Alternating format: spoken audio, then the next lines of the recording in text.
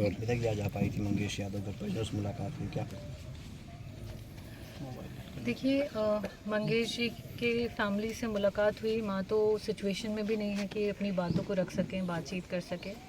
उनकी बहन से बात हुई और सारी वारदात उन्होंने बताई कि किस तरीके से रात के 2 बजे दबिश दी गई, उसे मार पीट के यहाँ से सुल्तानपुर की पुलिस उठा करके लेके गई। घर में भी उन्हें कुछ भी नहीं मिला, उन्होंने सब कुछ उठा पटक कर लिया। उनकी माँ को, बहन को भद्दी भद्दी गालियाँ दी उन्होंने। उनके फादर भी नहीं थे और इस स्थिति में वो उनके बेटे को लेकर के चले गए और ये आश्वासन के साथ गए और धमकी भी देते हुए गए कि हम जा रहे हैं पूछताछ के लिए। आश्वासन दिया और साथ ही साथ ये धमकी दी कि अगर किसी को बताया तो हम उसे मार डालेंगे। डर के मारे उन माँ ने और बेटी ने किसी को कुछ भी नहीं कहा, ना अपने रिश्तेदारों को, ना आसपास में। और उसके बाद जस्ट 2 दिन बाद सुबह पुलिस आती है और डायरेक्टली एक माँ को बताती है कि तुम्हारा बेटा मर गया है और जा कर के उसकी तुम जो है बॉडी देख लो, पहचान कर लो। तो ये दर्शा रहा है कि सरकार जो है कितनी निर्मम हो गई है और किस तरीके से बिना अपराध की पुष्टि हुए, बिना ये जाने कि सच में कौन जिम्मेवार है, सिर्फ और सिर्फ नो टॉलरेंस, ज़ीरो टॉलरेंस की बात कर रही है और 21-21 साल के लोगों की एनकाउंटर कर रही है। आज युवा बेरोज़गार तो पड़ा ही है, दूसरी तरफ सिर्फ जौनपुर की बात नहीं, पूरे उत्तर प्रदेश की बात हो रही है। क्राइम रेट्स क्यों बढ़ रहे हैं? आपकी सरकार के, आपके एनसीआरबी के आंकड़ों के हिसाब से क्राइम रेट्स क्यों बढ़ रहे हैं?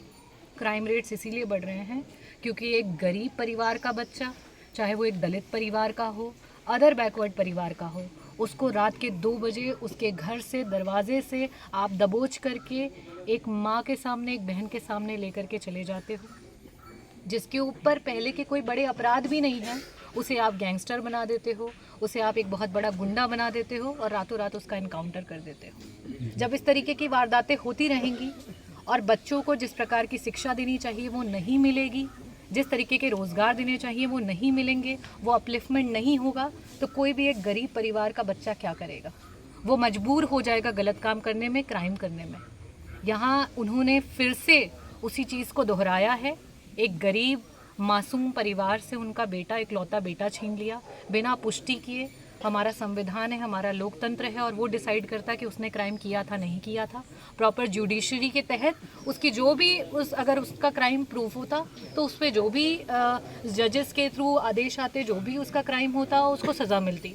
लेकिन इस तरीके से 21 साल के बच्चे को आपका इनकाउंटर कर देना बाकी युवाओं के दिमाग पे भी एक बहुत ही गलत मैसेज दे रहा है और ये दे रहा है कि आज इस सरकार में ना तो युवा की सुनवाई है, ना दलित की सुनवाई है, ना आपके पिछड़े वर्ग की सुनवाई है, ना किसी महिला की सुनवाई है और सबसे बड़ी बात, जो किसान है उसकी तो बिल्कुल भी सुनवाई नहीं है। अगर वो गरीब है तो गरीब के जान की कोई कीमत नहीं है सरकार में। मैम, समाज में बहुत बड़े बड़े खूंखार अपराधी हैं, चाहे रेपिस्ट कहें, चाहे हत्यारा कहें, समाज में घूम रहे हैं। बट एक चोर को कहें, तथा कथित चोर को इस तरह से मौत के घाट उतार दिया जाता है, इस पे आप क्या कहेंगे? मैं सिर्फ ये कहना चाहती हूँ कि जो बड़े बड़े चोर हैं, माफिया हैं, गुंडे हैं, उनको सरकार का और सत्ता का जो है संरक्षण मिला हुआ है। वो उनके बगल में बैठ करके उनके साथ खाना खा रहे हैं और जो हमारे गरीब तबके के लोग हैं उन्हें गलत धाराओं में गैंगस्टर बना करके अंधेरी रात में ले जा करके एनकाउंटर किया जा रहा है। जो प्रशासन की तरफ से मैम सीसी फुटेज वायरल किया गया है, उसमें बताया जा रहा है कि मंगेश ही है। देखिए, जबकि इसमें हेलमेट लगा हुआ है। अगर मंगेश था तो मंगेश अपने घर के आंगन में सो रहा था। आप उसको पकड़ भी चुके थे, उसको ले जा चुके थे। 2 तारीख को आप उसको पकड़ लिए थे, तो उसके बाद 5 तारीख को उसे मारने की क्या ज़रूरत थी? जो हमारा लोकतंत्र है, जो हमारी जुडिशरी है, उसके हिसाब से उसका निर्णय होता। जो हमारे संविधान के तहत सही होता, उस पर निर्णय होता कि एक अगर 21 साल के बच्चे ने कुछ गलत किया है, चाहे वो चोरी की है या जो भी किया है, तो उस पर वो हमारे लोकतंत्र के थ्रू निर्णय होता। गोली मारना, इस तरीके से अंधेरी रात में उसको मार डालना, ये क्या दर्शाता है? ये सिर्फ और सिर्फ गुंडागर्दी दर्शाती है। आज जो रक्षक हैं वही भक्षक बन चुके हैं। अभी तक पोस्टमार्टम रिपोर्ट भी परिजनों को नहीं सौंपा गया है, तो क्या लगता है क्यों हिला हवाली कर रही है पुलिस? क्योंकि सरकार उसमें मैनिपुलेशंस कर सके, क्योंकि उसे मैनिपुलेट करना चाहते हैं। मैम, चाहे अगर वो शो करेंगे कि एनकाउंटर में वो भाग रहा था तो ज़्यादा उसके पैर में गोली मारनी चाहिए थी। सर पे 2 गोलियां उनके फादर बता रहे हैं, उसके अलावा बॉडी में टोटल 6 गोलियां लगी हैं। तो उसका कारण उन्हें पुष्टि भी तो देनी पड़ेगी कि उन्होंने क्यों इतनी गोलियां चलाई। तो इसी वजह से वो पोस्टमार्टम जो रिपोर्ट्स हैं उसमें वो डिले कर रहे हैं। मैम ये कैसे लगता है इन लोगों को कि जैसे यहाँ से उठा के ले गए, फिर उनके दिखा रहे हैं बंदूक मिला, गाड़ी भी मिली, ये सब कैसे गाड़ी चोरी की है, वो भी कादीपुर की है गाड़ी, जो जिस गाड़ी से मंगेश भाग रहे थे। कैसा लग रहा पूरा षड्यंत्र इन लोगों का? एक तो बनावटी होता है, एक प्राकृतिक होता है। आपके सवाल स्वयं उस चीज़ को बता रहे हैं कि आप लोग भी इस बात से कहीं से भी संतुष्ट नहीं हैं कि वो जो भी बता रहे हैं वो सच है। और साथ ही साथ जनता, इर्द गिर्द ग्राम सभा के लोग जिनसे भी बातचीत हुई है, सब ये बता रहे हैं कि ऐसा पॉसिबल नहीं है। जितनी बड़ी वारदात को इन्होंने दिखाया, जो घटनाओं को दिखाया, और 21 साल की उम्र के लड़के के अनुसार उनके फादर ने भी वो पुष्टि करी कि वो उनको लेकर के गुजरात में थे, उनके साथ था उनका बच्चा। उसके बाद अभी कुछ महीनों पहले आया है, और अचानक से इतनी बड़ी घटना को अंजाम दे देना। क्या लगता है कि लोकसभा चुनाव का हार का ठुकरा फोड़ रहे हैं लोगों पर? देखिए, लोकसभा चुनाव से पहले भी ऐसी चीज़ें हुई हैं। बहुत सारे परिवारों से, क्योंकि वो गरीब परिवार है, उसकी आवाज़ नहीं उठ पाई, उसकी जो आवाज़ थी रोने की वो हमारे कानों तक नहीं पहुंच पाई। लेकिन ऐसे आए दिन वारदात हो रहे हैं कि कर्म कोई और कर रहा है और भुगत कोई और रहा है। बहुत सी ऐसी जगह हैं जहाँ पे जो असली गुनहगार हैं वो सत्ता शासन से मिले हुए हैं और उनको किसी न किसी तरीके से वो तृप्त कर रहे हैं, और उनके नाम पे कोई गरीब परिवार का बच्चा जो है वो गोली खा रहा है और उसकी मृत्यु हो रही है। मैम, उस नाम में एक अरविंद यादव जी को गिरफ्तार किया गया है, और आजमगढ़ के हैं वो, और उनको भी ऐसे किया गया, गिरफ्तार कर लिए, फिर उसके बाद उनको छोड़ दिए कहीं पे, फिर वहाँ पकड़े जाते हैं, पूरा एक षड्यंत्र किया जाता है। तो क्या आशा करें, उनके साथ क्या करेंगे लोग? देखिए, मेरा ये कहना है कि आज पुलिस विभाग सबसे करप्ट विभाग है, और जिस देश का प्रधानमंत्री और मुख्यमंत्री ये अगर निर्णय ले ले कि करप्शन हटाना है और अपना पुलिस विभाग स्ट्रॉन्ग करना है, तो कोई माई का लाल उन्हें रोक नहीं सकता है। तो कहीं ना कहीं, चाहे वो सेंट्रल की सरकार हो या प्रदेश की सरकार हो, वो स्वयं इन चीज़ों को होने दे रही है। इस वजह से ये चीज़ें हो रही हैं। आज थानों पे इतनी दलालियां हैं, आज गलत तरीके से एनकाउंटर्स हो रहे हैं, महिलाओं के तरफ गलत व्यवहार हो रहे हैं, FIR जो सही हैं वो लिखे नहीं जा रहे हैं, गलत धाराएं लगाई जा रही हैं। उसमें कहीं ना कहीं दोनों तरफ से, चाहे वो हमारे देश के आपके PM रहे या फिर मुख्यमंत्री हो, दोनों लोगों का संरक्षण है। इसी वजह से इस तरीके की चीजें इस तरह से अखिलेश यादव जी शुरू से कह रहे हैं कि जाति देख करके इनकाउंटर किया गया। बिल्कुल, अगर वो दलित समाज का है, वो पिछड़े समाज का है, उसका इनकाउंटर हो जाएगा।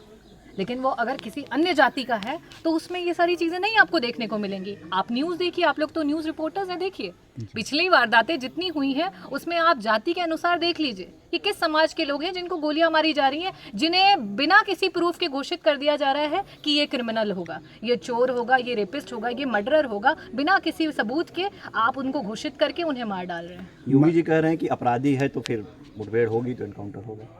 नहीं, मेरा ये कहना है कि प्रूफ करने की भी तो ज़रूरत होती है। अगर आप कोर्ट को नहीं मानते, आप प्रूफ को नहीं मानते, आप न्यायालय को नहीं मानते, तो फिर आप एनकाउंटर करते रहिए, सबका एनकाउंटर करते रहिए। और अगर आप चाहते हैं कि देश में लोकतंत्र जिंदा रहे, तो अगर इस तरीके की कोई भी चीज़ें हो रही हैं तो उसकी पहले पुष्टि होनी चाहिए, वो उसमें लिप्त था या नहीं था उसके प्रॉपर रिकॉर्ड होने चाहिए, और न्यायालय में जाना चाहिए और जज डिसाइड करेंगे कि उन्हें क्या होगा। अगर उन्हें फांसी भी होनी है तो वो जज डिसाइड करेंगे। आप उन्हें गोली मारने का आपको अधिकार नहीं है।